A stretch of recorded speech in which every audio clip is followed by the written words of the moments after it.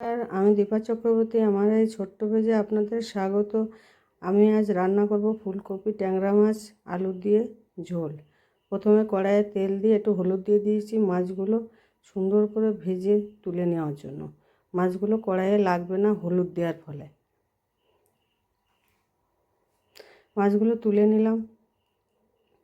এবারে ওই তেলে জিরে তেজপাতা ফোড়ন দিয়ে আলুগুলো ছেড়ে দেবো।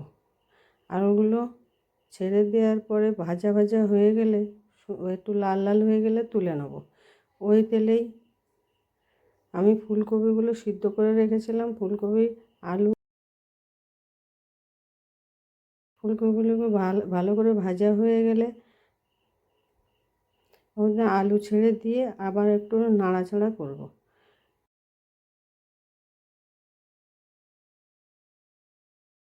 বাটা মশলাটা দিয়ে দেবো। আদা জিরে শুকনো লঙ্কা বেটে রেখেছিলাম। একটু জল দিয়ে ভালো করে নাড়বো। নাড়ার পরে লবণ হলুদ দিয়ে আর একটু কষা কষা হয়ে গেলে যখন তেল বেরিয়ে যাবে তখন 2 বাটি জল দিয়ে দেবো।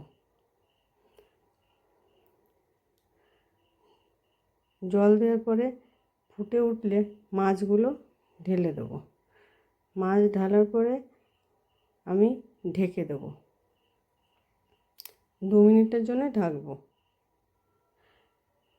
2 মিনিট পরে ঢাকনাটা তুলে একটু নাড়াচাড়া করে নিলেই আমার তৈরি ট্যাংরা মাছের ঝোল। আপনাদের কেমন লেগেছে রান্নাটা আমার কমেন্টে জানাবেন, শেয়ার করবেন